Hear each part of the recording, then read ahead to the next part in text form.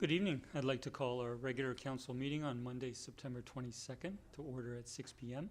I'm Mayor McNeil Smith. Colleagues at the council table, to my far left, Councillor Novick, Councillor O'Keefe, Councillor Duck to my far right, Councillor Duncan and Councillor Gurnett.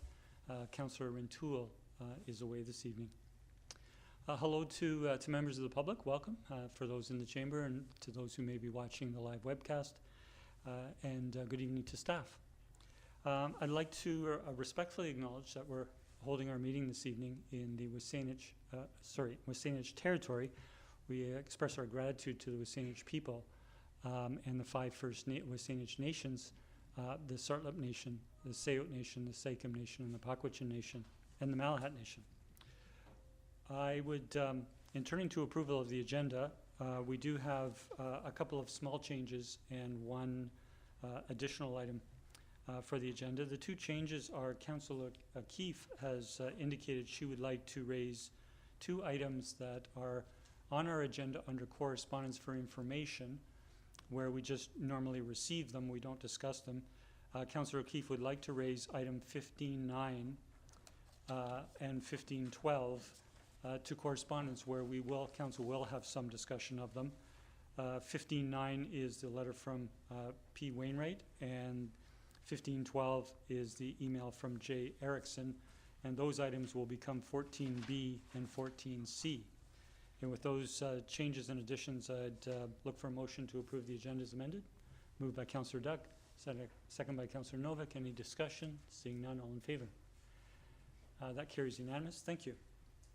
We're next turning to our regular public participation period, where we invite members of the public to come forward to address council on any item on the agenda. And we ask that when you come forward, there's a little button at the bottom of the microphone that will turn on a little red light and make it live for the recording. And if you can provide your name and the municipality you reside, I'll call for a first time. Does anyone wish to come forward this evening? Good evening. Hello, my name is Avril Hull. I live at 10129 5th Street here in Sydney. I'm here today because of my concerns about bylaw enforcement. Cliff Halliday Jr. has created a definition for vehicle that he doesn't like and goes about town misusing his authority by telling residents who own these types of vehicles that they are not welcome to utilize street parking in the town of Sydney. Upon request, he has been unable to provide information about where this vehicle classification system is available publicly in the town of Sydney bylaws. In requesting information from his supervisor, Jen Clary, I was told by email that town of Sydney bylaw staff have wide discretion to enforce bylaws. Apparently, this discretion includes making bylaw definitions up without regard for public notice or engagement, never mind enforcing these creations with any sense of equity or consistency. In trying to meet with Liam Edwards, it was predetermined that town staff are acting reasonable in this exercise of power, and that I am decidedly unreasonable in the expectation that town of Sydney bylaws be published so residents can actually be made aware of them before they are enforced. There's apparently nothing I can do to challenge their assertions because of their seemingly unlimited and unchallenged discretion to disrupt residents with these unwritten bylaw requirements. With little else to do to defend myself from being targeted because of the type of vehicle I own, I would like to ask council if they believe this type of enforcement activity is in line with the Office of the BC Ombudsperson Bylaw Enforcement Best Practices Guide. Thank you. Thank you for coming forward. I have been made aware that you have been in touch, as you've indicated this evening, with staff. All of our bylaws, I want to emphasize, all of the Town of Sydney bylaws are available for the public. They are deliberated by, presented by staff, deliberated by council, and passed by resolution in open council meetings, and then are available on our website, or certainly from Town of Sydney staff. With regards to your future options, as you may have touched on, staff have indicated that there is the provincial ombudsman that you can go to continue a dialogue. So we normally don't have a back and forth of public participation. We appreciate your coming forward in your remarks this evening, and I'll leave my remarks in reply. I'll be back for my next 4 minutes at the next meeting. Thank you. I'll call for a second time if anyone wishes to come forward.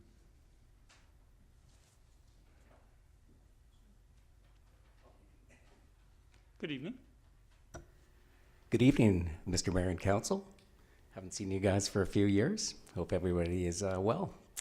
I'm here tonight in solidarity. Sorry. Name and community. Oh, yeah. Brad Stiles, and I'm from North Saanich and have a business here in Sydney.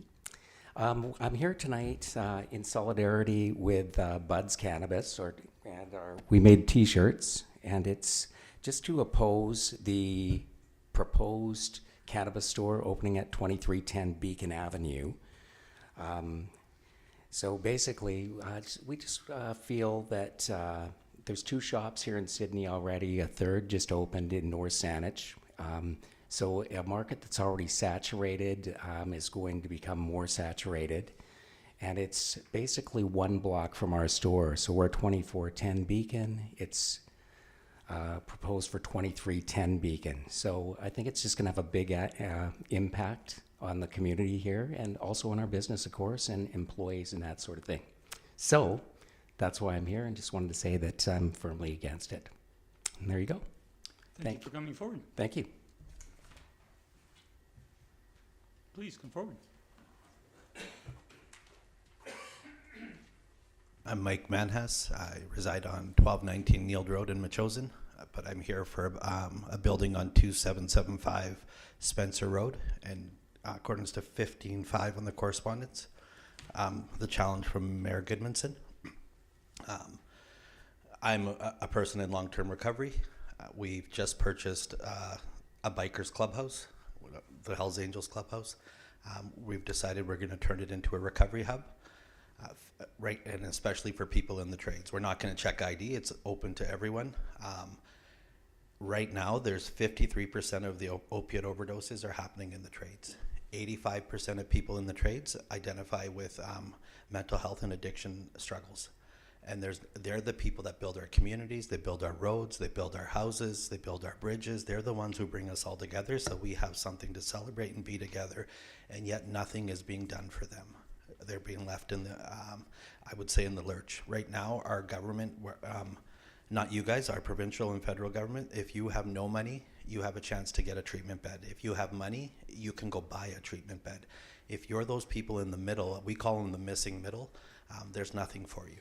There's no solutions. You're told to either mortgage your house, you're told to sell your car, you're told to leave your family, and so our goal is to provide, to fill that gap.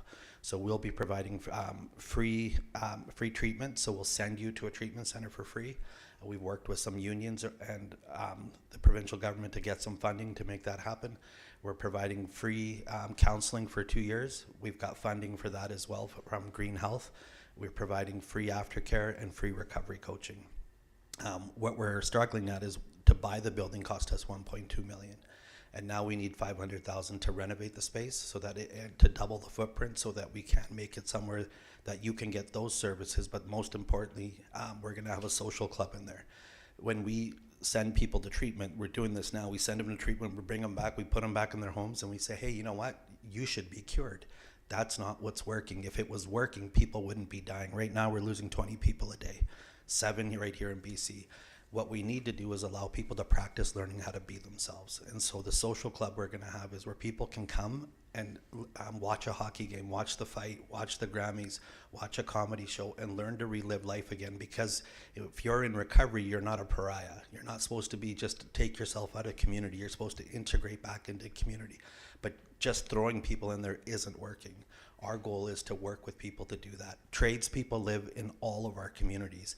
Even though the facility's out in Langford, the goal is to create a recovery hub here and to show people how to do it right. Nobody is doing this, and so we're proposing, as the Construction Foundation of BC, is to open up the Forge to provide a safe space where people can feel like they belong and that they matter, and that we can and we do have solutions for them. And so I'm here hoping that today Council will pass to match not only Langford, but Colwood, Souk, Oak Bay, and View Royal all have said yes. I'm hoping you guys will say yes next, and I'm approaching the other councils. Also, Souk Builders Association, the West Shore Builders Association, among a bunch of the industry folks themselves have committed the $5,000 to make this happen. I'm about a fifth of the way there, but I still have a long ways to go, and I'm hoping together as a community we can make a difference. I know I took probably more than 4 minutes, so I apologize, but thank you for letting me speak. Thank you. I'll just provide a remark, if I might. Thank you for what you're doing to provide important supports, for those members in our community. Have followed the initiative, through the media and through meeting with Mayor Goodman, Langford Mayor Goodmanson. We didn't raise the letter from correspondence for information to correspondence to have a discussion this evening. And one of the reasons for that is here at the town of Sydney is we have a budgeting process whereby we set aside a lump sum amount to provide grants to different community organizations. We call it our Grants and Aid program.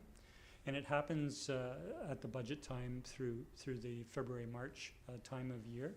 So we really don't have any budget allocation that's discretionary that we could take it at this time of year or between budgets and provide support to a particular organization. So I would invite you to consider, applying through our Grants and Aid process, which will be, towards the beginning of next year, and wish you every success in what you're trying to provide for the community.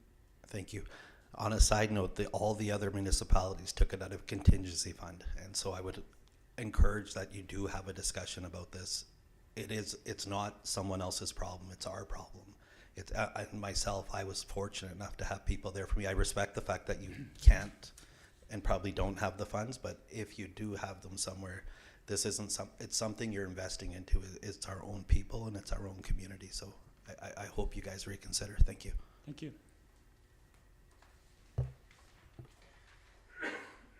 Please come forward. You just want to press that one more time. There you go. Thank you. My name is Rachel Young. I live at 1855 Dixon Avenue, and I manage Bud's Cannabis on 2nd Street. We're here in solidarity. We just have a couple of points to add. First of all, we put a post out, an anonymous post on Facebook with a poll, and of 284 votes, the no's were 244 for opposing another dispensary.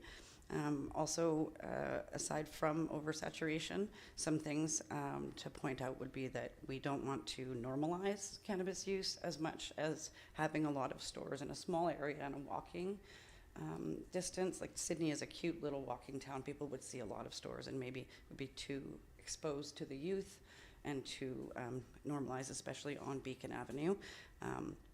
We are not a huge town already, so the growth is not going to be there. We would then be splitting what revenues we would have, because Sydney does not grow that fast. People aren't going to give up lovely homes. Once again, Beacon Avenue has a certain identity. More cannabis stores is maybe not the best idea. The businesses such as Truth and Alibi and Buds that invested really early and took large risks have taken that risk and absorbed any sort of things, and companies that come in now are just plopping themselves where they think that they could maybe make the most. We already have delivery from both stores, so people that are outside and maybe outside of the shopping area and also maybe can't get in to get things such as CBD products and things for their pains and what ails them, also could be filling the gap if there is a gap there, which we don't think that there is. And we do work together and share customers. There are certain products, there's only a certain amount of products anybody can order. There are government approved products we all order from the same warehouse, so we don't really have the benefit of bringing in certain products different. So between ordering for our store and their store, we have a difference already, but there's only so many things you can. So it's not like a new store would bring anything different to the table. That's pretty much it. Thank you. Okay, thank you for taking the time to come forward this evening. Thank you. I'll call for a third and final time. Is there anyone else wishing to come forward this evening? Please come forward. Good evening. Good evening, Mayor McNeil Smith, Council, and members of the public, and my colleagues from Buds. I wanted to point out we did have some t-shirts made, and they are, the truth is, we're friendly Buds, and we're friendly competitors. And I also have an extra t-shirt if anybody wants one. I come tonight, despite my terrible fear of speaking in public, because it's important that what we say is heard. And one of the ways that cannabis retailers say what they need to is through an organization called ABLE BC.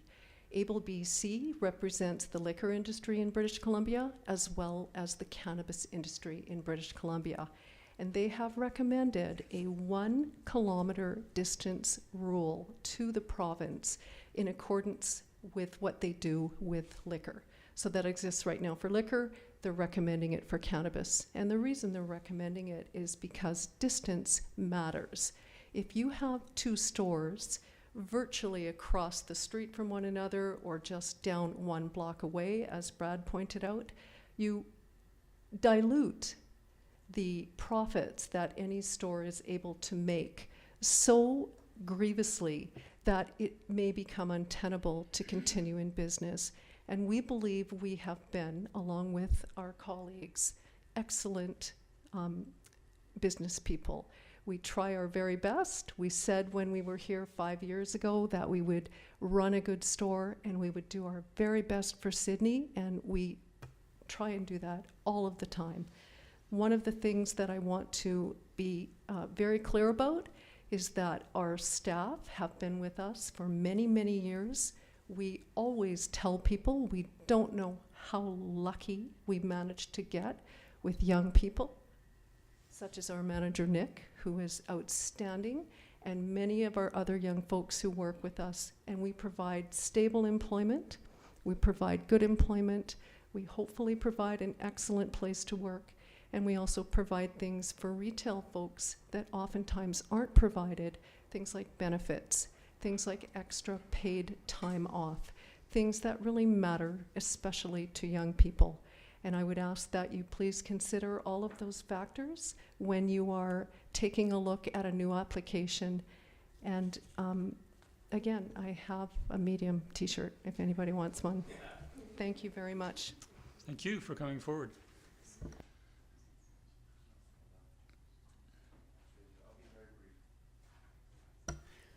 I'm Zach Pendergast. I'm one of the owners of the business in Sydney here. And just to make it very clear, there's already 4 stores. There's Bud's, there's us. There's a store that's opened across the highway already, and then there's on the First Nations store as well. So there's 4 stores in very close proximity to all of us. So a 5th store is not needed. That's my vote on it. Thank you. Not seeing anyone else wishing to come forward, I'll close public participation. Thank you everyone for taking the time this evening. And next we're going to section 6, and we have 2 items. The first under 6A is Development Variance Application number DV100366 and Development Permit Application number DP100850 at 9687 8th Street to relax front yard setback requirements to permit the addition of an enclosed entryway at the front of the dwelling unit. This has come forward at previous meetings. Council has received a presentation and had reports from staff. At our last meeting, we directed that notice go to neighboring residents and businesses, and we've received no written submissions as of this evening. And I would turn to a colleague for the recommendation, please. Councillor Novick. Thank you, Mayor. I'm prepared to make the recommendation that the development variance be approved and that development permit be approved. Second. Moved and seconded. Any discussion? Seeing none, all in favor? That carries unanimous. Thank you.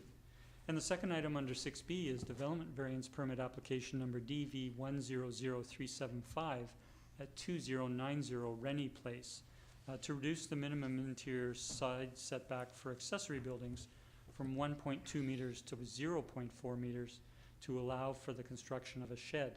Again, we've discussed this at previous meetings and sent notice out to neighboring residents. We've had no written submissions this evening, and I would look for a mover of the recommendation. Point of order, please. Yes? Sorry, if I could see I'm seeking some clarification. Well, sorry, we can have the recommendation on the floor and you can ask a question. No, it's not a question. This is a point of order on what I believe is procedural error. Okay, so if you want to make your point of order to me, I'll rule on the point of order. Go ahead. Okay, so the motion we moved on September the 2nd, within the motion of mail out, it says to reduce the minimum interior side setback for accessory buildings from 1.2 meters to 0.4 meters in order to allow for the construction of a shed on the subject property. It similarly is intimated here on the agenda, but in the notice of development variance permit application, which would have gone out, it states that it's for an accessory building to legalize an existing shed. These are two very different sentences, two very different ideas and concepts, so. Okay, so thank you for raising that. I'm going to turn to staff if they can provide comment on Councillor Garnett's comments. Yeah, thank you. I have a note here from Ms. Verhagen about this issue. So staff apparently went out partway through the application process, conducted a site visit, saw that the shed was already under construction. I don't believe it was fully complete, but it was under construction and in the location that it was proposed to be. So as a result of that partway through the process, we amended the notice to provide that clarification to the surrounding neighborhood that the shed was already constructed in that location, and so it became a matter of legalizing the situation rather than legalizing something that would be coming.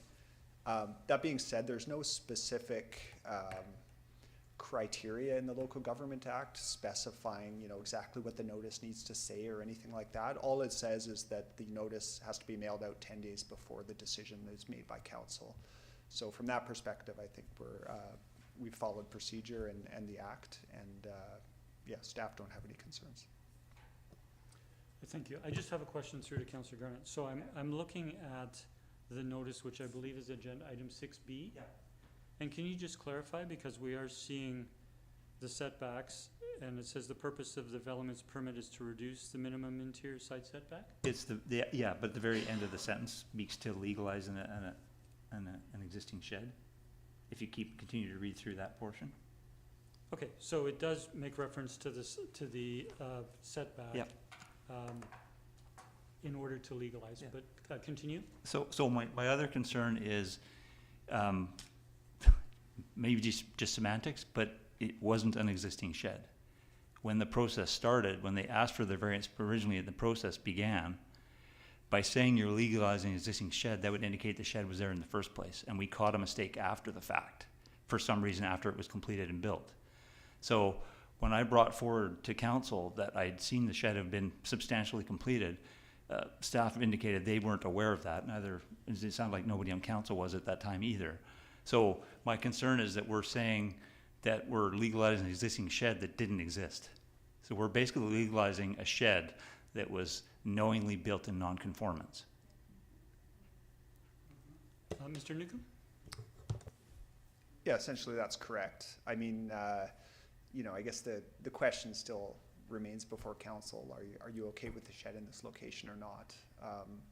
And you know, the wording, I think the wording in the notice accurately reflects kind of the evolving situation through there. I mean, it doesn't necessarily make it right, of course, but yeah. Okay, thank you, Councillor Garnett, for raising. You can certainly motivate further when the motion is on the floor. Councillor Novak? Thank you, Mayor. I'm prepared to make the recommendation that development variance permit application number DV 100375 We just need to move the staff be recommendation. approved. Thank you. Second. Moved and seconded. I'll turn to the mover. I understand Councillor Garnett's concern, but I think the essence of the language is sufficient for us to feel comfortable with allowing this to go through.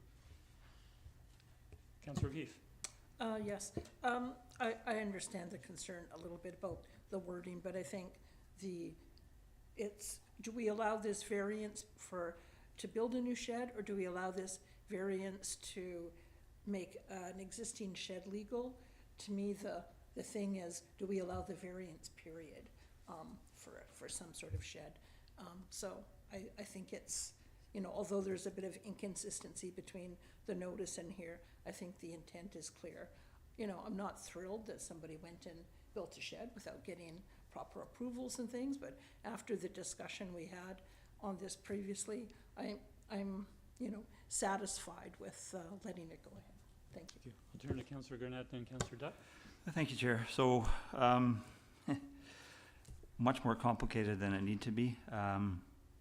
Unfortunately, the presenter wasn't able to come on September 2nd for whatever reason. I would have asked at the time, why did you build the shed prior to approval? Not being afforded that opportunity. I worry about the way this whole process unfolded. So, you know, we start with one site. Staff determines it can't be built there because there's an easement. But on that particular initial one, when there was a variance requested for, I believe, rear and side interior, they also started to construct the shed before approval. Framing was already done. So we move ahead to the next one after they've told they have to move it. They've told they're going to need a variance again. They then go ahead and almost build completely the shed. I brought that up at the last meeting, and I don't know whether they watched the meeting online, if staff, and apparently staff might have spoken to them. At that point, I come back again, and now it's basically complete. So they kept going even after that. So my concern is that if we approve this, it's basically circumventing or undermining council's authority to approve or not approve a variance request. To knowingly actually go and build the item when you know it's not compliant and not wait for the approval process to play out, I think actually also taints the public input, because if you're the neighbor next to that house and you get a notice saying they want to build a shed, you can go out and look and say, is this going to be impacting me at all? Okay, fine. Now they've built the shed. Are you going to be that neighbor that says, I'm going to complain because I don't like it, and they're going to have to tear it down at a cost and all the time they put in? Nobody wants to be that neighbor. So you're likely not to provide input. Not saying anybody would, but I think it does impact whether they would or not. So I just worry that we're going to be setting some kind of precedent here where we're saying, you know what? Come to town. If they say to you have to provide a variance, whatever it is, shed, side of the house, extension, whatever have you, you can go ahead and build it regardless of whether or not you've been approved, and then come back and ask later for it to be legalized. Whether that happens, I don't know. If somebody is out there, they could use that as an example of why they could do it. And I want to use the contrast of the one at 6A at 9687 8th Street, who was asking for an extension of the building for weatherproofing, basically. And I would say that there's a lot more intricacies in that design than opposed to a shed. So, and more urgency given that winter's coming. They've done nothing. I've gone by that property on the weekend. They have done not 1 inch of work. They're waiting for the process to unfold and respecting as they should. And so when I see people following the rules, and then I see people that are blatantly not following the rules, it makes me pause and say, you know what? I have to give this consideration. Thank you, Mayor. Thank you, Councillor. Councillor Duck, please. Yes, I'm intrigued by this, and a question through to staff, if I may. Was there not a variance granted for the previous shed that was closer to the fence, and then they found they couldn't put it there? I just remind me of the history behind this. Through the mayor to Councillor Duck, the process had started. I think they had partially built the shed, as Councillor Garnett said, and they had started the process to apply for a variance for that location. Staff then realized there was an easement there, and so it was moved partway through. Okay, thank you. That helps clarify. So the proponent was aware they needed a variance on the first application for building a shed where the easement was, and realized that, and then actually built, according to Councillor Garnett, built the second one, fully knowing that they needed a variance in both cases. And so I'm understanding Councillor Garnett's point here. This is a bit of principle here, is that what are the consequences to someone who circumvents the building process we have in place? So it wasn't this was their first one. They tried to build one, realized it was the wrong place, went to build another one, and still knew they had to do a variance. And so I'm confused as to why we should permit the variance when the proponent was fully aware of the processes and steps they had to go through. Thank you. Thank you, Councillor. I'll turn to Mr. Newcomb. Thank you, Mr. Mayor. I might just add that we do have a number of documents on our website that do specify that Buildings under 108 square feet in size do not require a building permit. That's a building code requirement. Anything over 108 square feet does require a permit. And I have seen one case in the past where someone assumed that that meant no permits are required at all. Of course, that may have been the case initially. I don't know in this circumstance, but in the second part of it, where the shed was then moved and they knew that a variance was required, then that wouldn't have been the case, obviously, there. So. Thank you, Councillor. Councillor Duncan. Yeah, thanks. I think Councillor Garnett's raised a good point, given the public is concerned about bylaw enforcement and how it gets applied fairly over the town, and that we just actually had, the public satisfaction survey come back, and that was the part of our town services people were least satisfied with, though it did not say whether it was people were angry because there wasn't enough bylaw enforcement. I suspect dog poop bags would be high on the list, right? People were we get a lot of letters. Or whether a lot of people were worried that it wasn't, or it was being enforced too much.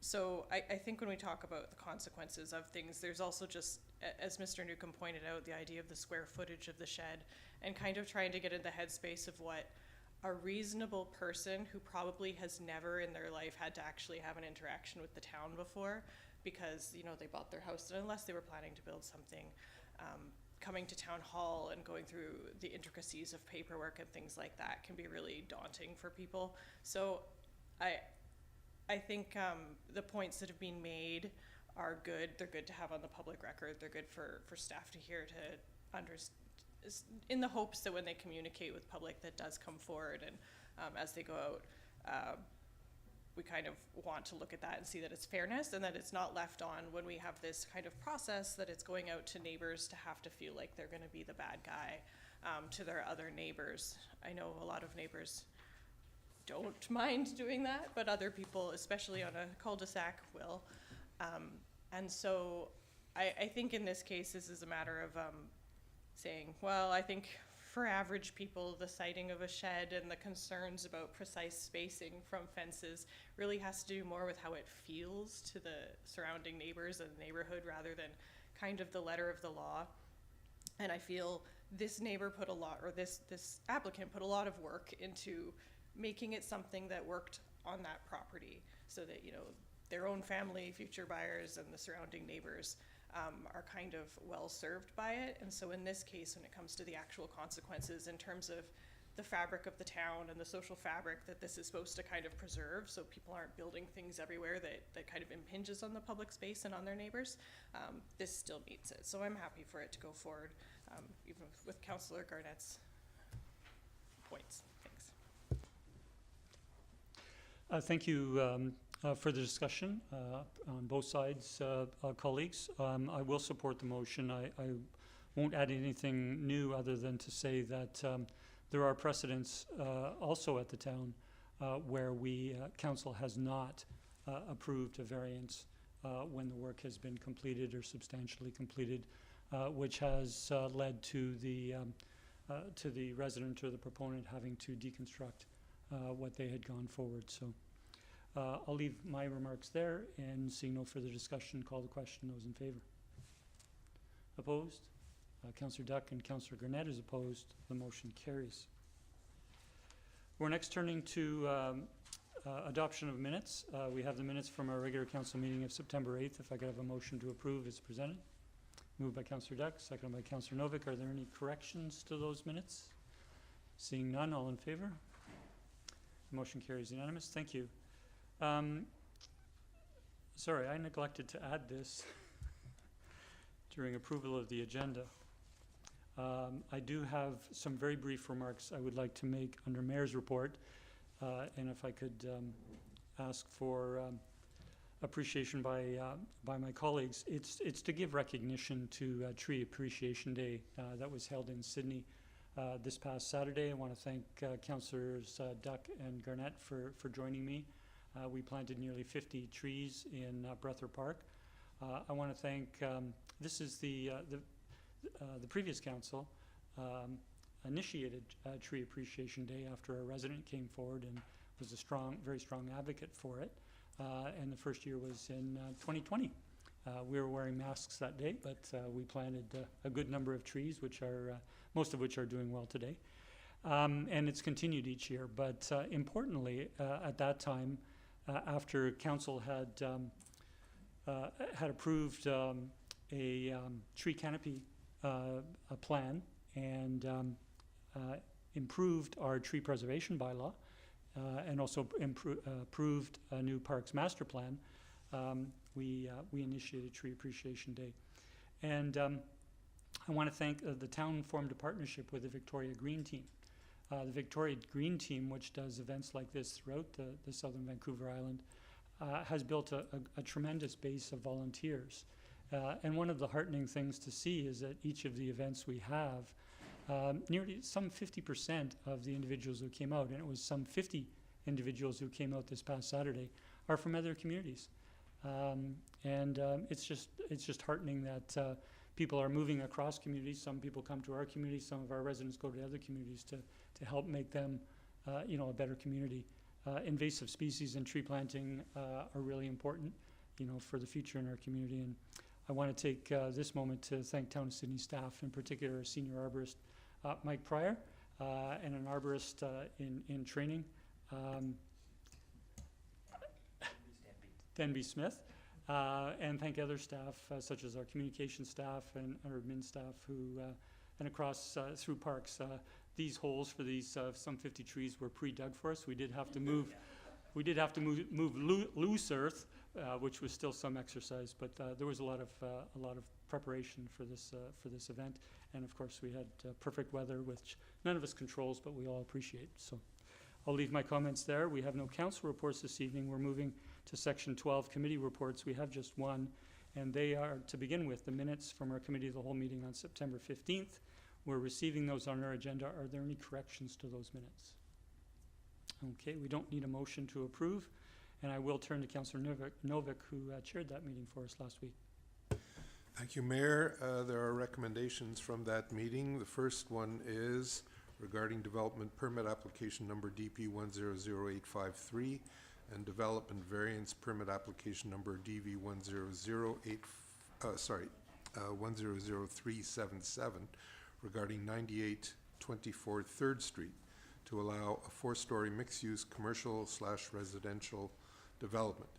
The recommendation is that development permit application DP 100853 and development variance permit application number DV 100377 for 9824 3rd Street to allow 4-story mixed-use commercial residential development be forwarded to the Advisory Planning Commission for further review and comment. Second. Moved and seconded. Any discussion? Councillor Novick? I think we had a fulsome discussion in committee, and I have nothing further to add. Thank you. Thank you. Councillor Duck, any further discussion? It's going to our Advisory Planning Commission committee, the citizen-appointed body, to provide recommendations back to council. I'll call the question. All in favour? That carries unanimous. Thank you. Please continue. Thank you, Mayor. And the second recommendation is that council, this is regarding the 2025 Citizen Satisfaction Survey, that council commit to undertaking a citizen satisfaction survey, difficult to say quickly, every 4 years at the midpoint of each council term to ensure these surveys are conducted regularly enough to accurately gauge changes in community sentiment and help inform ongoing planning. A second. Moved and seconded. Any discussion? I'll just say that I was very gratified to see that survey, see the results of that survey. I think it makes perfect sense to do this on a regular basis. I think the feedback loop is important for us in our roles to have a really good sense of how the community views the many services that the town provides. And that should, in theory, allow us to be more adroit at making changes necessary. That's all. Thank you. I'd like to just add that it became apparent in the discussion that maybe the next time we do the survey that we ask the question how people like to be best communicated with, whether that's email or town talk, or what the mechanism is for that communication, because there's certainly some concerns in other activities we've done about the communication channels that the town is using. Maybe we need to identify what the number of channels and how they're best used. Thank you. Thank you, Councillor. I just want to provide a few remarks. I first want to thank the town staff and Ipsos for this professional survey of our residents. We were pleased to see strong engagement in the survey, and it's clear residents want to be engaged and have a voice in shaping our community. We're very encouraged by the survey results, which show that a high majority of residents are satisfied with the services the town provides and continue to enjoy a high quality of life in Sydney. At the same time, the survey identified areas of concern and some improvements, opportunities for improvement, including limited affordable housing, the pace of development, parking, and traffic congestion. Council and staff will use the feedback to help guide planning, budgeting, and decision-making. I want to thank everyone who took the time to share their thoughts. Going forward, I think conducting the survey at the midpoint of each council term will continue this important engagement opportunity and help us focus on priorities for our community. Councillor O'Keefe. Thanks. I just want to reiterate one comment I think I made last week, but I think it's important to highlight that, yes, we did well in most areas. People are satisfied, but it was a little bit different when you looked at some of the questions in different demographics. So, for example, older people like me, 65 or 60 plus, who are living in single-family homes and probably have their mortgage paid off and don't have too many financial difficulties, are happy to allow us to continue to raise taxes, to provide services. But if you look at the response rates from younger people, they're not as in favor. And there was a few things like that as well. So I think as we go forward, I think it's important to highlight some of those differences and to look at, especially when we want to recruit younger families here and to make it a good place for them to live, to be looking at maybe some of the areas that are of concern to them as well. Thank you. Thank you. Councillor Gurnett. Thank you, Chair. Here.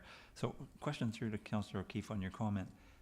Was there, because I didn't see anything in the data that indicated that 65-year-old people all basically didn't have mortgages. Oh, sorry. So, is there something you got? That was just wild speculation. Okay, I think we got to be careful on that one. Thanks.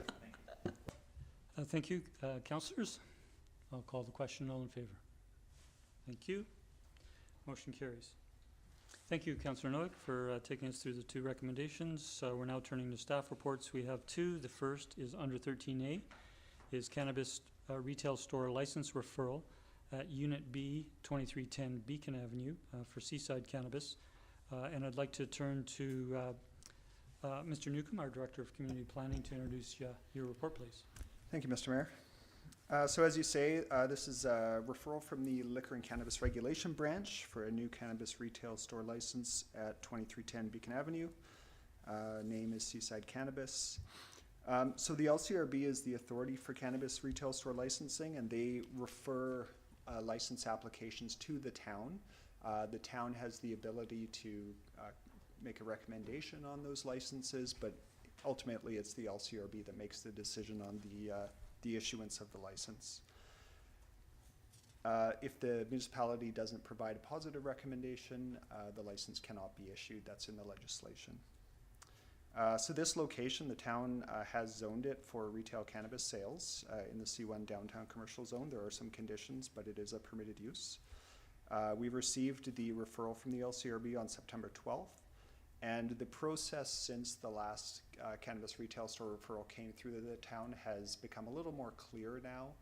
They've refined it somewhat, and so it's a sort of a two-stage process where initially the town has to decide whether or not it would like to accept the referral from the LCRB. If the town does not accept the referral, the LCRB will cancel the application and refund the applicant's money. If the town accepts the application, we then go through the public notification process. The information from that process would come back to council, and then council would ultimately be able to make a decision, either positive or negative, on the application. So there's those two stages where council has a decision-making point at each stage. Because council has not yet accepted this application, and we don't invite a full application from the applicant themselves until we accept an application. We don't have all the information that would be received as part of a full application, but staff have done a preliminary analysis of a cannabis retail store in this location. We have our liquor and cannabis licensing policy that provides some guidance in that regard, and several years ago council also amended the policy to increase the distance between cannabis retailers from 100 meters to 200 meters. So taking all that into account, the proposed location is 220 meters from the closest cannabis retailer, Truth and Alibi, and 525 meters from Bud's Cannabis. The other thing the policy looks at in terms of distance is the location of the proposed cannabis retail store in relation to childcare centers, liquor stores, and a few other uses. So staff have taken a look at that. The BC liquor store is about, the corner of the building is about 85 meters away, and the policy states that the consideration distance for these uses is 100 meters, so it's about, the front door of the liquor store is about at 100 meters. Bevan Park, which is also one of those uses listed as to be considered within the 100-meter radius, is about 85 meters away. And Acrewood Daycare, which is the only child care center within the 100-meter radius, is almost exactly 100 meters away. So from staff's perspective, generally, the radius is largely met in terms of nothing being too close to the proposed location. The other thing to mention is that in the case of the other two cannabis retailers in the community, staff have never encountered an issue at all with either of them. Back when cannabis retail sales was initially proposed by the federal government, there was some concern about the impacts of those stores, and we haven't seen any of those negative impacts that I think a lot of people expected or anticipated. They really do function just as regular retailers from the perspective of licensing and commercial uses. And then the final thing to mention is that the location that's being proposed has been a vacant storefront for quite some time, so that might factor into the decision-making process as well. And I'm happy to answer any questions. Thank you. Thank you for the introduction, Mr. Newcomb. I'll turn to colleagues. I'll begin with Councillor Duncan, please. Yeah, thank you. I've noticed that since we did the initial approvals, because I remember those and I remember the community feedback, the requirement at the time from the LCRB was that they had to be totally opaque. And we had quite a lot of discussion with some other applications, I think, that we did not put through about how they were achieving that and things that were going to be in there. And quite a lot of discussion, I think, Truth and Alibi had to do about the types of art that they were going to have because of downtown appearance regulations with activity on the street. But now it looks like that's been dropped, because I've noticed that new stores going in other municipalities, you can actually see right into the store. So is that, they've changed that regulation, and this might actually be a store where they can kind of meet that activity interaction with the street that we have as a requirement for downtown businesses? Yeah, through the mayor to Councillor Duncan, that requirement was an LCRB regulation, and it was dropped partway through Truth and Alibi's application. The sense of, we need to have the windows covered up did kind of linger on for a while, and I remember it being a bit of an issue with Bud's Cannabis, having a discussion about that. But since I think it's really opened up, and there's every cannabis store you see now has completely transparent windows and quite often displays. I think the two cannabis retailers here in town often have interesting displays that really add to the streetscape. So yeah, that's no longer a concern. Okay, thank you. Thank you, Councillor. Any further questions for staff? Not seeing any. We have a staff recommendation, 2 parts that can be moved together. Councillor Novak. Thank you, Mayor. And I'm happy to move the recommendation. The first one, do you want 2 separate motions, or do you want them both together? I'll turn to Ms. Nelson for a little guidance, please. I would suggest both, unless there's an issue with maybe a different consideration for each individual one, but let me just see. I think it makes sense to move them both. Thanks. Thank you. Thank you. Councillor O'Keefe, a point of privilege. Okay, so just just clarification. So if we're looking at the option 2, those example resolutions, my question is, the first one says that we're going to indicate acceptance of the referral. And then the second thing is that we're going to initiate public notification process and report back. So it just seems, is that backwards to me? Or should we be doing number 2 first? Like to go out and seek public, go through the public notification process and get that. And then once we look at that, then decide if we wanted to say to the LCRB that we accept this? Through the mayor to Councillor O'Keefe, no. And the first step is if the town is going to consider this application further, the first step is that we need to accept the referral from the LCRB. Okay. The town also has our own, through the policy that we have our own application process where the applicant needs to pay us a fee and submit a number of documents in support of their application. Once we receive those documents after accepting the application, we then initiate the public notification process. It's a bit of a formality because once we accept the application, we have to notify the public as per the LCRB requirements. So Okay. It's just to make it clear that the order we'll be doing that in. Okay. Yeah. So, yeah, thank you for the refresher on that. So we're not approving the application. We're just telling the LCRB we're accepting it to look at it. Okay, thank you. And it's helpful, and just to add to the clarification that Mr. Newcomb gave earlier, is when we go through the second part of the process. So if we accept, and then we go through the application process through the town, and then we do the engagement, then that will come back to council, and we will have to determine as to whether or not we want to provide a positive back to the LCRB. Correct, and as mentioned earlier, the application by the LCRB cannot be approved without a positive recommendation from the town. Okay, so we haven't moved the recommendation yet. We're still at questions. I'll turn to Councillor Depp.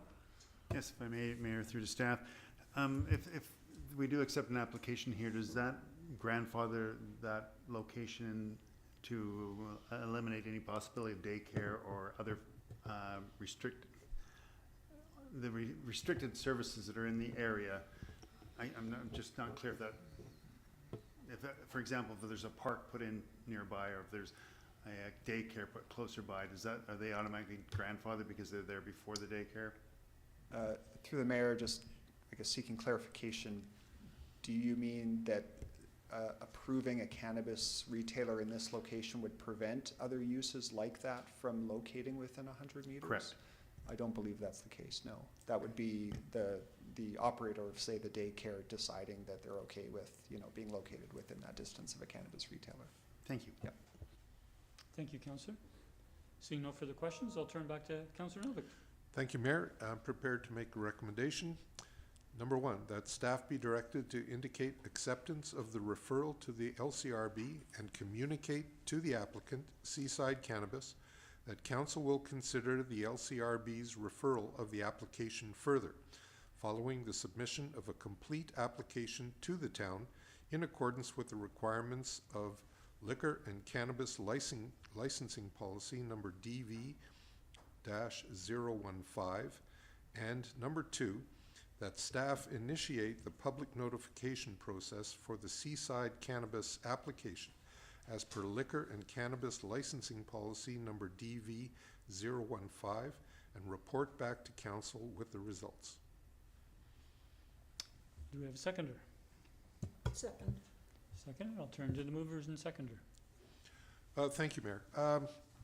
At this point, we don't have a lot of information about the application or the applicant.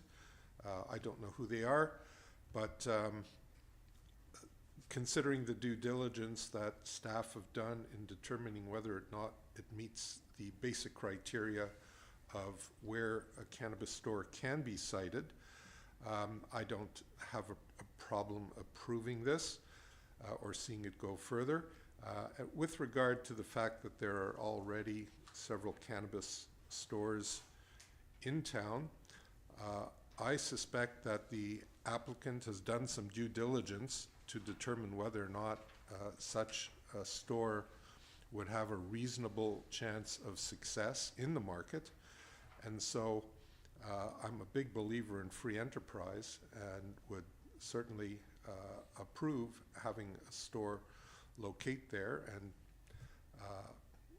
see how it works in the community. Thank you. Thank you. The seconder, Councillor O'Keefe. Thank you. I'm not super thrilled to have another cannabis store on Beacon or in the downtown. I am conscious of comments made about normalizing cannabis and making it sound like it's okay.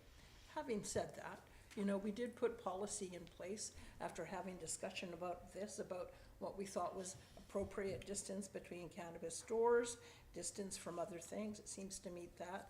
In regards to comments made about whether there's too many of these stores or not and the impact that will have on the current businesses, we just can't do that. You know, it would be like, you know, a drugstore wanting to set up here or some other shop, and the owner of that shop saying, I don't think we need another drugstore here. I don't think we need another clothing store here because it's going to cut into my business. I mean, we just can't do that. It's the marketplace has to decide. So I'm interested to see what the community has to say. So I'm happy to see it go forward at this point. Thank you. Thank you. I'll go turn to Councillor Duck and Councillor Garnett.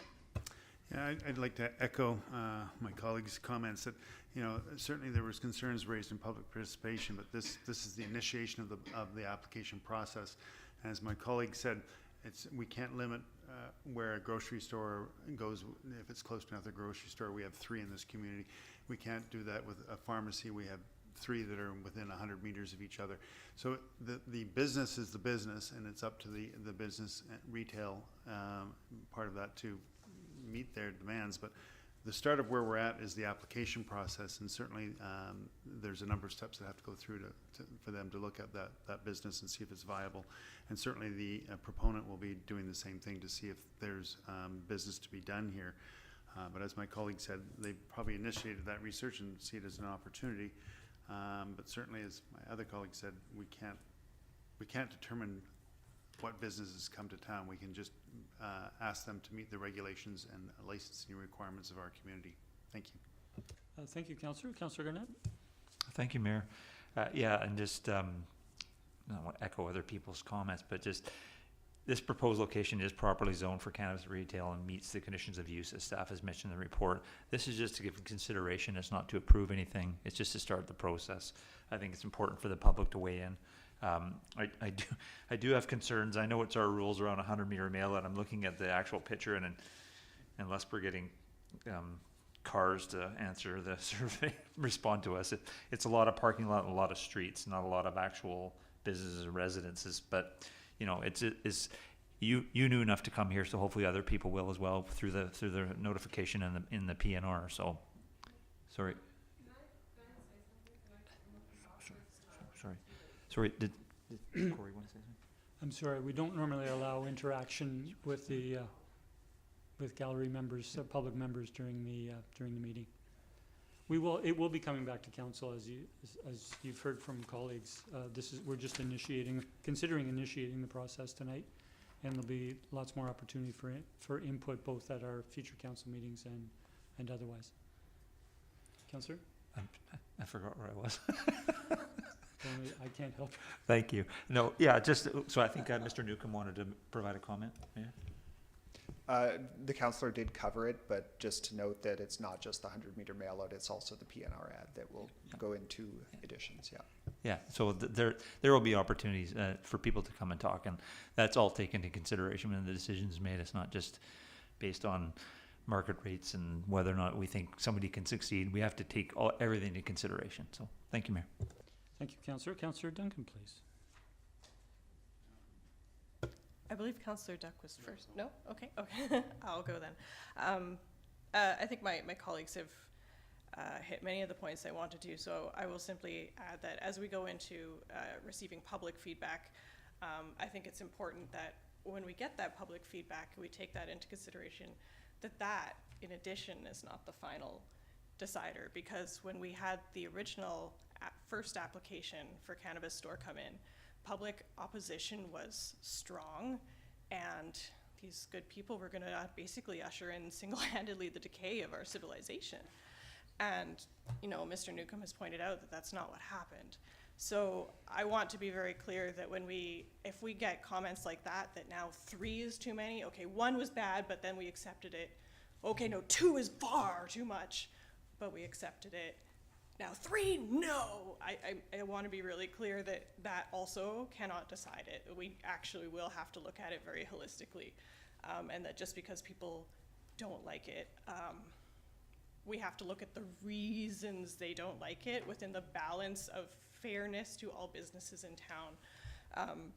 As colleagues have pointed out, we have 3 liquor stores in our town, 2 brew pubs, which are actually right next to each other and just a block away from daycare.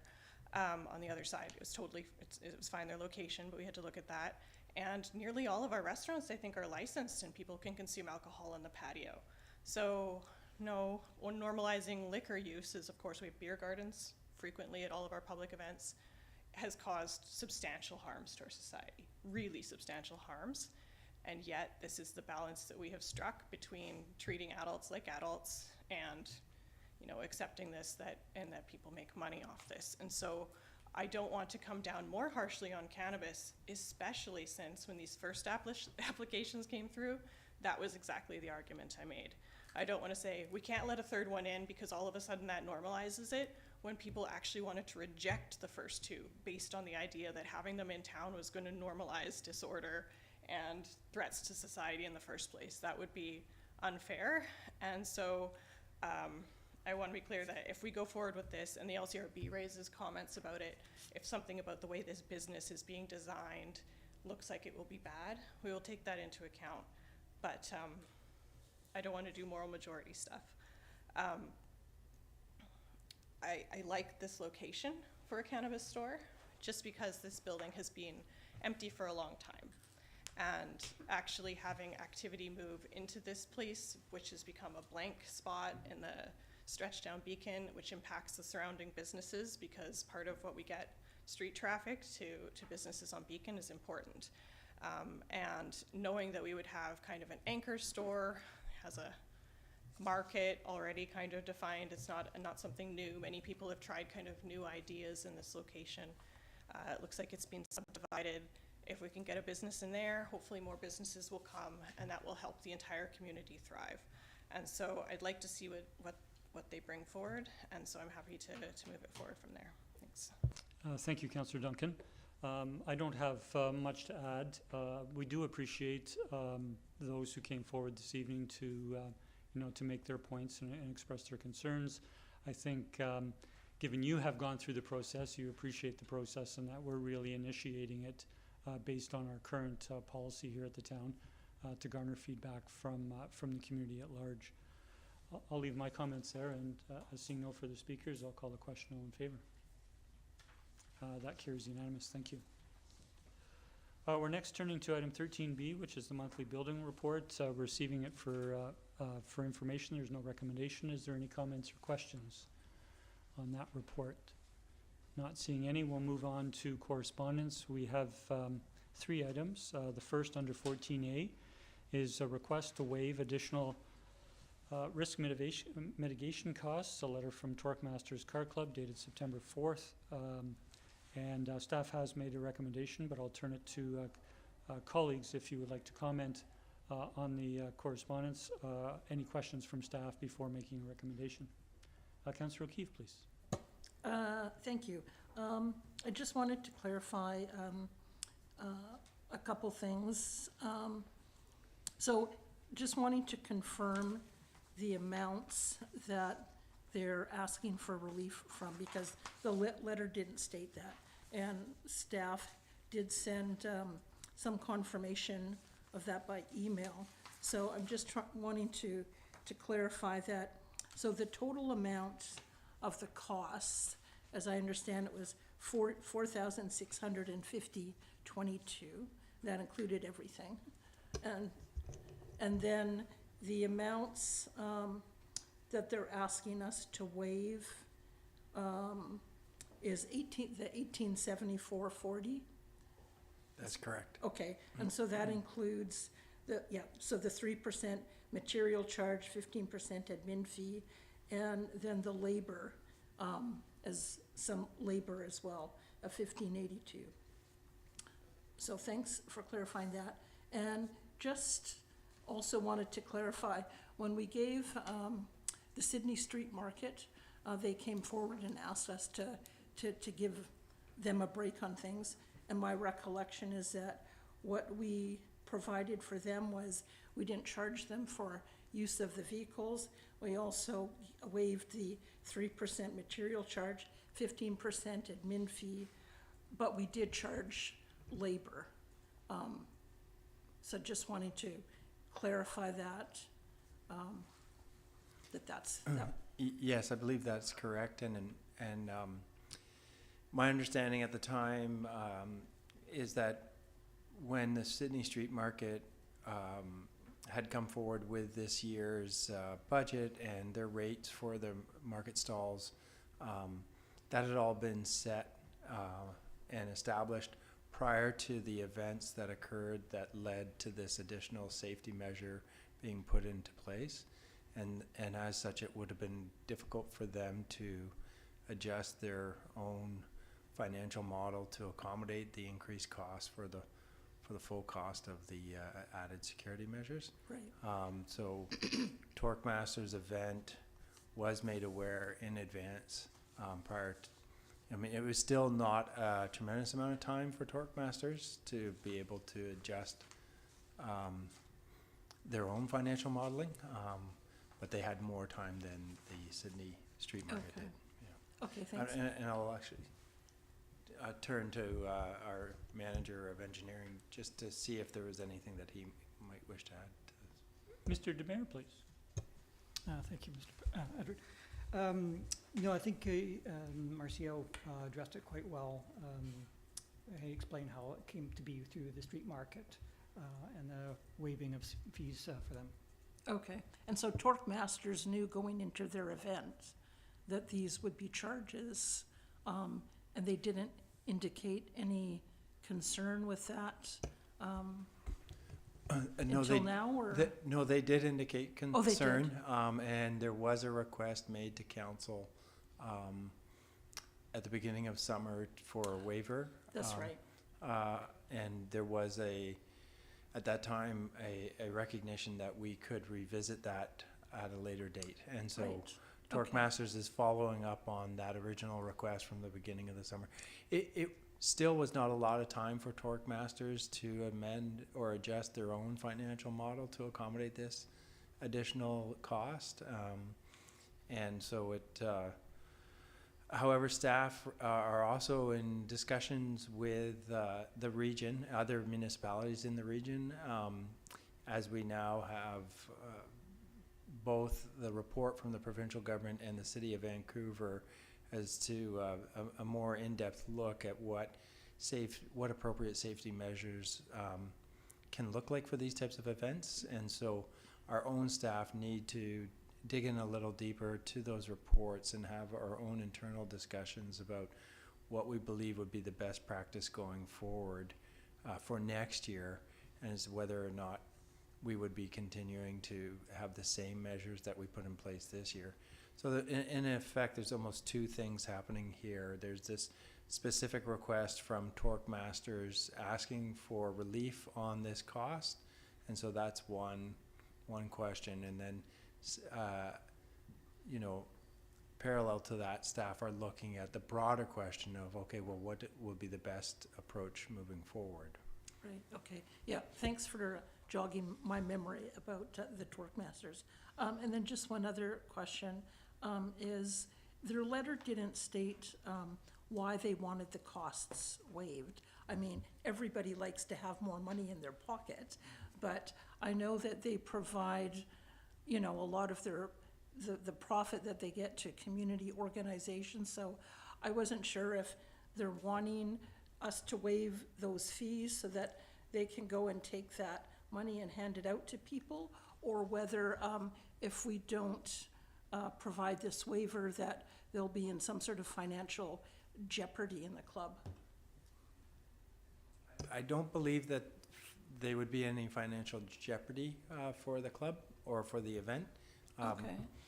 But I'm not certain about the use of any cost savings, whether that would flow back through the charity organizations that they support, or if it's helping to support their own administrative costs. Okay, okay. Yeah, Councillor, I will interject for a moment. You indicated that Truckmasters hadn't provided a rationale. The second paragraph does provide a rationale. oh, sorry, I missed that. It says, the Truckmasters Car Club starts planning and budgeting for our annual car show 12 months in advance, and the new requirement to add town vehicles and staff to provide anti-ram protection was not contemplated in time for us to set prices for sponsorship and registration. Oh, yeah, so, yeah, I did see that, but I guess what I was wondering was more, what is the consequence if we don't do this? Are they in financial deficit position because they had to absorb the cost? Or is it that they just won't be able to provide as much money to charitable organizations? So that was kind of the question and the point. Through the mayor to Councillor O'Keefe, we don't know the answer to that question. Okay. Okay, thank you. That's all for me. Thank you. Other questions? Councillor Novak? Thank you, Mayor. I'm just trying to make sure that I fully understand this. They're only asking to have the costs for this past year defrayed because they didn't know in time to be able to set their pricing to cover those costs, which were in addition to the normal costs that we bill them and that they would normally pay. Is that correct? That's correct. And they're not at this point asking for a waiver of those fees for future events. That's correct. It's strictly this one time where they didn't have the opportunity to build that into their model. That's correct. Thank you. Thank you. I do have a question through to staff, and that is our understanding, again, this came from questions from council members to staff in the reply today, that the summer market, the Thursday night market, was not charged the expense of the town vehicles for blocking vehicles. I'm seeing a nod from Mr. Demare. Thank you. And that, so they didn't have to pay that cost, and they also didn't have to pay the 3% material charge and the 15% admin fee. But they did have to pay the labor cost for those vehicles that were used for blocking. Thank you. So my question is, in the numbers in the chart that Councillor O'Keefe referenced, it doesn't indicate what, unless I'm misinterpreting this, what the cost was for the blocking vehicles. It says the first chart has fire department costs, town staff costs, town vehicle costs, not including those blocking vehicles, miscellaneous supplies, and I'm not seeing an admin fee. So we don't have what the cost of the blocking vehicles was, but we didn't charge Torquemasters that because it's not in that first line, in that first chart. That is correct, yeah. The charge for blocking vehicles was not charged to Torquemasters following the resolution from the June 23rd meeting, where the resolution was all events, the blocking vehicles would be provided in kind. Okay, so we didn't charge them the blocking vehicle charge, and we didn't charge them the 15%. Well, sorry, we did charge them the 15% admin fee and the 3% material charge. So if we were trying to be consistent with the summer markets, the only change is we didn't charge the summer markets the 3% material charge and the 15% admin fee, and we did charge Torquemasters those two. Is that correct? So through Mr. Mayor, The admin fees you see that are listed in the documents that was provided is strictly for the labor components for the blocking vehicles. The other administrative charges, I believe, are all included in the other costs. So it's strictly just related to the blocking vehicle, the managing of those. And I do believe that you're correct, Mayor, that if you're looking to see an equivalency to what the market was charged, the market, then I think you're correct in your thinking in that we essentially waived that 3% and 15% fee. And we have those actual costs for torque masters here. Correct. In the second charge. Correct. In the second chart on the page. Okay, thank you. Councillor O'Keefe? Thank you. I just, it's still swirling around in my head here. So I just want to clarify that what Torque Masters seems to be asking for is more than we provided to the market, because what I'm understanding here is that the labor, they're wanting relief from the labor, but we didn't provide that relief to the market. Through the mayor to Councillor O'Keefe, that's correct. Yes, the Torque Masters is asking for the labor component for the blocking vehicles. Okay. To manage those, that staff member, where that was not provided to the street market. Okay, so Torque Masters is asking here for more than what we provided to the street market. That's correct. Okay, gotcha. Thank you. Thank you. Councillor Duncan, please. Then can I ask for clarification if anybody remembers, did the street market ask us to waive the labor?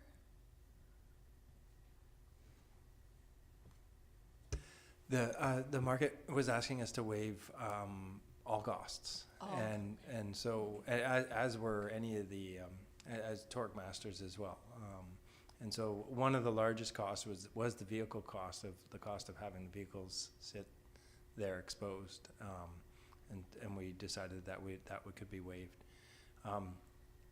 But I can understand why this is confusing, and you want to get to ground in terms of equity and fairness, and that's in part why we did suggest that this be referred to staff and be brought back, so we could provide a little more of that comparative analysis, perhaps, and depending on timing, we may also be able to have more clarity on what we're proposing for these types of events going forward as well. That might be able to be packaged into one. However, if council did feel confident and comfortable making a decision on this particular request tonight, that would be completely fine, and we would still be bringing back a separate report at a future date on our proposals going forward. Thank you, Mr. Edwards. That's helpful. And so, as I mentioned earlier, some council members did have questions through to staff during the day. So some of the information we've made reference to was provided to us that isn't in the agenda package, but council or staff's original recommendation is to refer back to staff for a report. And so I will leave it with colleagues whether they would like to move the staff recommendation or to make an alternate recommendation. Councillor Duff, please. Yeah, based on the discussion here tonight, I'd like to move the recommendation that this be referred to staff for a report. Second. Moved and seconded. We've already had lots of discussion, but any more discussion? Councillor O'Keefe? And I'm in favor of the motion, but I'll have a motion arising subsequent to this. Sure. Seeing no further discussion, I'll call the question. All in favor? That carries unanimous. Thank you. Councillor O'Keefe on a motion arising. Sure. I'll move that staff review the recent provincial report on event safety and bring back a report to council with recommendations on what changes are needed to our current provisions for security and barricades at public events. Do we have a seconder? Second for discussion. Turn to the mover. Yeah, so our CAO just mentioned that this new report has come out, and my understanding is that there's some good information there. And so staff might want to look in a bit more detail whether what we've been doing in the summer will still be required for next year, whether more is needed, whether less is needed, and that could help us inform how we're going to deal with torque masters and the market and other people events in the future. So I think it's a good thing for them to take a look at, as Mr. Edwards suggested. Thank you. Thank you. And seconder? Nothing yet. Councillor Novick. I was under the impression, Mayor, that the initial recommendation was just that referring to the report would not simply be a report about whether or not we waive the fee, because we kind of had a fulsome discussion on that. I made the assumption that a report would be a report on the whole question of these types of barricades at events and how to deal with the costs associated with them. So I'm not sure that this motion arising is really anything different, or if it's simply redundant. Thank you, Councillor Novick. We did hear Mr. Edwards indicate that it could be possible for that second report for the future to come forward at the same time. Sorry, is the wording of this motion as such directing that they come back together? Just said that sorry, I think the wording was that they just come back in a report, and so whether it's all part of one report, where I saw the distinction is what we asked staff to do in the first motion was to report back on the torque master's request and looking about whether it was equitable and comparable to what we had provided to the market. So that was one issue to deal with.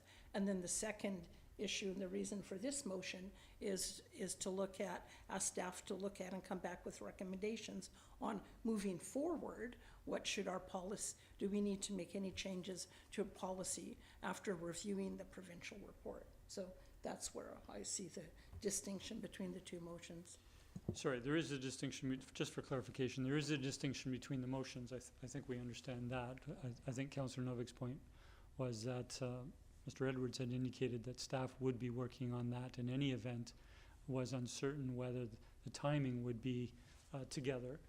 This motion doesn't direct it to be together, and maybe we shouldn't be trying to provide that direction in any event. So, we don't rescind, live motions on the floor. Let's proceed with this. It's giving direction that staff were likely going to proceed with, but I'll turn to Councillor Gurnett. Thank you, Mayor. I won't support the latest motion. It makes the assumption that staff wouldn't be doing that in the first place, and I assume, based on the professional standards we go by, that they would be looking at all reports like this in terms of safety mitigation, based on the fact that they've already done that on the first time this came before us. Thank you. Thank you. Any further discussion? Seeing none, I'll call the question. All in favor? Opposed? Councillors Duck, Duncan, Garnett, McNeil Smith, and Novick are opposed. The motion is defeated. Thank you. We're going to turn to item 14B now, which was the letter from P. Wainwright regarding the town's strategic planning process dated September 11th. Councillor Keefe, you raised this item. I'll let you go ahead.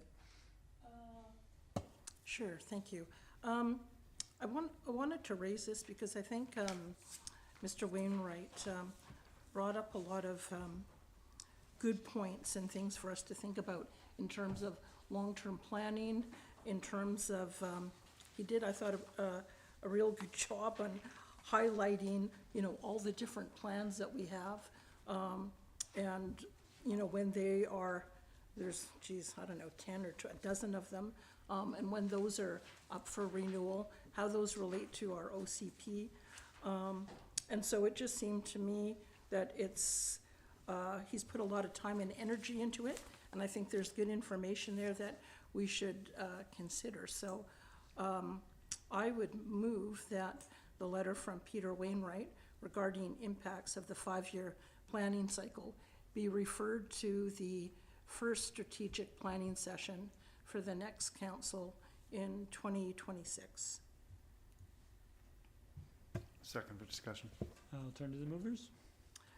Yeah, I think, as he's outlined here, there's some new legislative things in terms of housing needs assessments, in terms of new requirements for doing our OCP on a more regular basis, and zoning bylaws.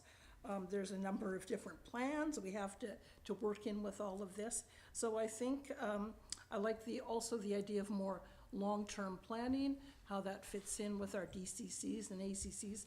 There's a lot of moving parts there, and I think it's worthwhile for council to take a look at it. I think it's a good thing for, we don't have the time to do this now, and it's pretty well at the end of our term. So I think it's a good thing for a new council to take a look at in terms of how they want to chart their course for the next several years. So I think it gives some good information to help us move forward in that way. Thank you. Councillor Duck? Yeah, I concur. I think it's a good opportunity for us to look at our strategic planning process to see how we execute it. And based on the citizen satisfaction survey, it would be a good idea to be more transparent in our long-term planning and our processes to that goal.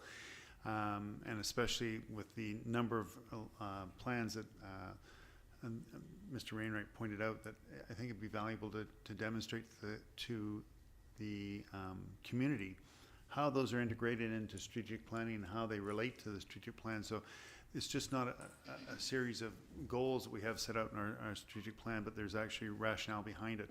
And certainly there are times when strategic planning needs to be in camera, and maybe we can have two separate sessions where the one is public and allow people to hear how the process is done and the goals we reach and the direction we're giving the community. Thank you. Thank you, Councillor Duck. Councillor Duncan, please. Yeah, thank you. I'll support this motion simply because it was kind of raised by the public, and I think this is something that came up during the past few years with the new housing legislation and the province kind of hammering out new tools and new requests and new legislation every few months once they got in, and our staff having to scramble to incorporate that and scramble to ask the province for more direction and better direction, what they wanted. And now, a few years later, our staff has finally got their feet back under it seems, perhaps, I hope. But we get letters now from, developers about the ramifications of this and about how, the stress this is putting on the entire delivery of our things. And so having this go to strategic planning purely so that staff can have a look at this and kind of figure out how they respond, I think is good. However, my caveat here is that a lot of the things that come up on strange timelines are coming from new elected parties that come into power at the provincial government, or maybe even sometimes the federal government, and it totally depends on their agenda, which may whipsaw back and forth from election to election. The things we might be trying to get really strategic about aligning with now might not exist in the next provincial election with the next mandate. And so I want to, having staff be able to look at which are things we think we need to actually incorporate into our planning to harmonize better going long term versus things that we know might actually and probably will change with the next election cycle might be helpful, and it might be helpful partly for them, but also partly for the next council that comes in and for residents and the other people who deal with our town in that way, that we know that we're still going to be shifting, and there's really nothing we can do to anticipate what the next provincial government's going to do. So getting that straight in our minds about how much the town is able to control that process might, it sounds like, be very helpful. Thank you. Thank you, Councillor. Councillor Gurnett. Thank you, Mayor. I'll support the motion, but I do have some concerns, and just in the sense that we're talking about the next council, and they could be 7 different people here with no municipal experience, and so this would be a lot as you're learning your role. So that would push anything that's done here. Just as a caveat, it could take a while to get to something like this if you have 7 new inexperienced people. just because there is a lot to absorb to get up to speed to be a counselor. So just something to throw out there as a concern. Thank you. Thank you, Councillor. I'll support the motion. While it is to the 2026 strategic planning cycle, we know that we'll have a strategic plan check-in. This council will have a strategic plan check-in, likely either late this fall or the very beginning of next year for the last 10 months of this year. But we spent more time on our strategic planning in the last couple of years trying to think through the entire term. So we don't anticipate a lot of changes to our 2026 10-month strategic part of the strategic plan sort of thing. But certainly with the points raised within the letter, members of council could still, consider some of the points made in the letter vis-a-vis, in particular, our budgeting process that we'll be going to in the spring. I'll leave my comments there, and not seeing any further discussion, I'll look to call the question. Those in favor? None are opposed. That carries. Thank you. And returning to the last item that was raised under 1512, an email from Jay Erickson. Councillor O'Keefe, you raised this? Yes, I did, because so this letter writer is talking about concern of traffic and safety on Piercy and other streets around Bowerbank. I'm very familiar with the neighborhood. Piercy is my street, so I know. But I think it's something that I hear from a lot of people in the neighborhood, concerned about how the Bowerbank Bikeway is impacting traffic on streets. And so I did check in with staff today to find out whether they're going to be monitoring additional traffic on Piercy Avenue. And so just reporting this out, not necessarily for discussion, but just for the public so that they know. And so what staff have said that they will be putting in they will be gathering traffic data on Piercy and surrounding streets, I guess, just to get an idea of the traffic volumes, I presume. No particular traffic calming is planned for Piercy. And I think in looking at staff's rationale, I actually think it sort of makes sense. I think what's happening in that neighborhood currently, because it's a new diversion, so when people come or heading down south in Ardwell, and then they come to the big red, don't go down Bowerbank, coming along, not Ardwell, Bowerbank from Ardwell, and they're find that they can't turn, they can't go straight, and they can't go down Calvin, so they turn right on Piercy. So there's more traffic, going down Piercy at this time. But I think what will happen over time, as staff suggests in their response, is that people will get to know that they can't go that way, and so we won't get that traffic. And as I've said before, I've lived on that street for 28 years, and traffic has often been an issue there because people have used it as a cut-through, coming from Ardwell to scoot up to Bowerbank quickly. And so I think actually traffic on Piercy will end up being calmer than usual, because people will get to know that they're not going to be able to go down Bowerbank anyways. So I just wanted to put that out there for the public so they have an idea of what's happening there. And thank you, staff, for your responses to those questions this afternoon. Thank you, Councillor. Any further comments on that item of correspondence? Not seeing any. We don't require a motion. Councillor Duck. I just want to add, it's also my neighborhood, and I often walk my dog in that neighborhood. And I'm just wondering, I asked this in a previous council meeting, what's the method of enforcement on that Bowerbank? Because I see a considerable number of cars not turning around or turning down Piercy, in fact, continuing through the do not enter onto Bowerbank. And I'm concerned because there's a crosswalk right there, there's a bikeway right there that our residents are going to become used to coming out of that bikeway or coming out of that crosswalk to a park and not looking to their left or right towards a street that essentially is do not enter. And so I'm concerned about the safety of that area now. Thank you. So not a question through the staff?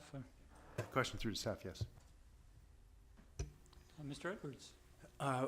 Traffic is enforced through the RCMP, and we're told that we don't anticipate there to be much in the way of an increase in our RCMP traffic enforcement for projects such as this. And so we really are leaning on the public to do what's right and to behave accordingly. And it is possible for bylaw to also do some education and awareness, but we do only have one bylaw officer, and I'm not sure that would be the best use of their time, but it's, you know, the time is you know, there's not a lot of availability of staff to be able to do any additional enforcement or education awareness training. So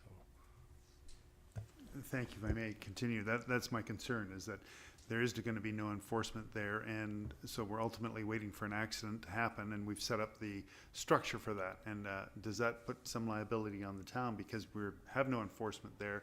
We've created the situation that's going to cause the problem, and now we are going to be liable for the actions that happen there? Through the mayor to Councillor Duck, you know, the traffic calming measures are not so restrictive that it won't stop the vehicles, as you are clearly pointing out. So while the intent is to restrict that southbound traffic, it's not a full-on barrier restriction, and so it's incumbent on anybody crossing a street to use their own streetwise to look and make sure that things are safe. And so I don't believe that we're exposed to any greater liability or risk for what we've done. And in fact, I think we're reducing risk and liability with this project. And so I would just encourage the public to, you know, try to do their own education in a respectful way as well, you know, if they do see that occurring, and to, you know, be patient and kind and recognize that behavior is a difficult thing to change. And I think that with time, we'll see it get better. Thank you, staff. That is what we have to do, and certainly as they complete that project and signage there, I think it'd be a good idea to direct any public in the area that the traffic is still two-way. Thank you. Thank you. Councillor Gannett. Thank you, Mayor.